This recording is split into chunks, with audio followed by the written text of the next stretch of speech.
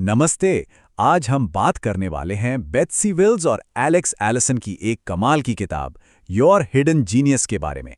ये किताब असल में हमें हमारी उस छिपी हुई प्रतिभा को पहचानने और उसका सही इस्तेमाल करने में मदद करती है जो हम सबके अंदर मौजूद है। तो चलिए शुरू करते हैं। तो आज हम क्या-क्या जानने वाले हैं? सबसे पहले हम पैशन यानी जुनून से जुड़े एक बहुत बड़े मिथक को तोड़ेंगे। फिर हम अपनी सहज योग्यताओं को समझेंगे। ये हमारे दिमाग के एक तरह से ऑपरेटिंग सिस्टम की तरह है। इसके बाद हम देखेंगे कि इन योग्यताओं से हमारी अपनी खास टैलेंट प्रोफाइल कैसे बनती है। और हाँ, ये भी जानेंगे कि जब हम अपनी नेचुरल शक्तियों के साथ तालमेल में काम करते हैं तो क्या होता है, और जब नहीं करते तो क्या। आखिर में हम देखेंगे कि ये सारी समझ एक बेहतर और सार्थक जीवन जीने में हमारी मदद कैसे कर सकती है। तो चलिए शुरुआत करते हैं जुनून के मिथक से। हम सब ने ये सलाह तो कई बार सुनी होगी, है ना, कि बस अपने पैशन को फॉलो करो। पर सवाल ये है कि क्या ये वाकई सबसे अच्छी सलाह है? ये लाइन अपने जुनून का पालन करे और सब कुछ अपने आप ठीक हो जाएगा, सुनने में तो बहुत अच्छी लगती है। लेकिन लेखक कहते हैं कि ये सलाह अक्सर भटका देती है। उनका तर्क है कि जुनून कोई मंजिल दिखाने वाला कंपस नहीं है, बल्कि जुनून उस काम को करने का नतीजा है जिसने कोई इंसान स्वाभाविक रूप से यानी नेचुरली अच्छा हो। जरा सोच कर देखिए, किसी ऐसी चीज के पीछे भागना जो सुनने में तो बहुत रोमांचक लगती है, पर वो काम करने का हमारा नेचुरल तरीका है ही नहीं। नतीजा क्या होता है? निराशा। ऐसा महसूस होता है जैसे हम कहीं बह रहे हैं, खो गए हैं, और वो एक डरावना सवाल मन में हमेशा घूमता रहता है, क्या होगा अगर मैं इस काम के लिए बना ही नहीं हूं। तो यहीं पर एक बहुत बड़ा बदलाव आता है। मुझे क्या पसंद है ये पूछने के बजाय हमें खुद से ये पूछना चाहिए, मैं स्वाभाविक रूप से क्या अच्छा करता हूं। ये सवाल में बस एक छोटा सा बदलाव है, लेकिन यकीन मानिए ये सब कुछ बदल देता है। लेखकों का मानना है कि हमारा दिमाग पहले से जानता है कि हम किस लिए बने हैं, बस हमें उसकी आवाज़ सुनना सीखना है। तो सवाल ये है कि हम अपने दिमाग की आवाज़ सुनें कैसे? इसकी शुरुआत होती है हमारी सहज योग्यता को समझने से, वो मानसिक ऑपरेटिंग सिस्टम जिसके साथ हम सब पैदा हुए हैं। तो ये योग्यताएं, या जिन्हें हम एप्टीट्यूड्स कहते हैं, आखिर हैं क्या? देखिए, ये कोई सीखी हुई स्किल नहीं है। ये हमारी पसंद नापसंद या हमारी पर्सनैलिटी भी नहीं है।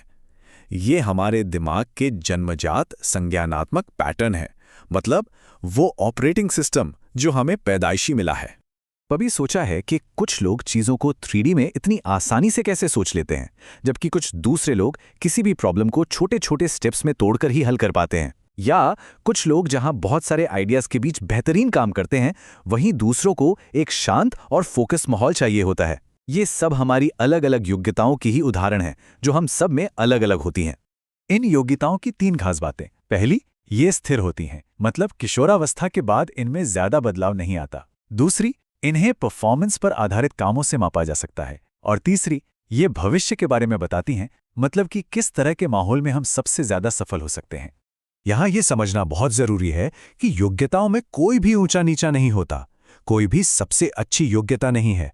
बस किसी खास काम या माहौल के लिए सबसे सही योग्यता होती है। खुद को जानने का मतलब खुद पर कोई लेबल लगाना नहीं है, बल्कि ये समझना है कि हमारा दिमाग असल में काम कैसे करता है। और यही बात हमें किताब के एक बहुत ही अहम हिस्से तक ले आती है, हमारी अपनी अनूठी प्रतिभा प्रोफाइल। यहीं से हम सच में ये समझना शुरू करते हैं कि आखिर वो कौन सी चीज़ है जो हमें सबसे अलग बनाती है। चलिए कुछ उदाहरण देखते हैं। एक होते हैं स्पेशल रीजनर, जो 3D में सोचते हैं। ये लोग इंजीनियर या आर्किटेक्ट के तौर पर बहुत सफल होते हैं। फिर आते हैं सीक्वेंशियल थिंकर, जो चीज़ों को स्टेप बाय स्टेप करना पसंद करते हैं। ये बेहतरीन वकील या लेखक बनते हैं। डाइवर्जेंट थिंकर नए नए आइडियाज सोचते हैं, जबकि फोकस्ड एग्जीक्यूटर छोटी छोटी डिटेल्स पर बहुत ध्यान देते हैं। और आखिर में सोशल इंटरैक्टर लोगों की भावनाओं को समझने और उनसे जुड़ने में माहिर होते हैं। याद रखने वाली बात यह है कि असली प्रतिभा किसी एक अकेली योग्यता में नहीं, बल्कि इन सब के अनोखे मेल में होती है। यही अनोखा मिश्रण तय करता है कि हम समस्याओं को कैसे सुलझाते हैं और इस दुनिया को कैसे देखते हैं। तो जब हम अपनी इस प्रतिभा प्रोफाइल को समझ लेते हैं, तब हम संरेखण और असंगति यानी अलाइनमेंट और मिसअलाइनमेंट के बारे में बात कर सकते हैं। जब कोई अपनी नेचुरल शक्तियों के खिलाफ जाकर काम कर रहा हो तो क्या होता है?